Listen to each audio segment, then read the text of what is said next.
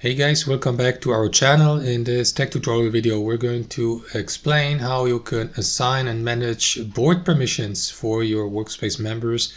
For example, to view, edit, delete, create boards and make or add changes to your boards on Monday.com in 2026. So let us dive into this. So navigate to your board here inside your workspace on Monday.com and select your view here.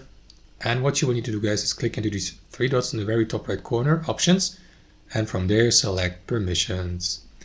And here you may, for example, choose a set of permissions for all board members, like only edit content or view and comment. You may add more members here to your board. You will see also the owner.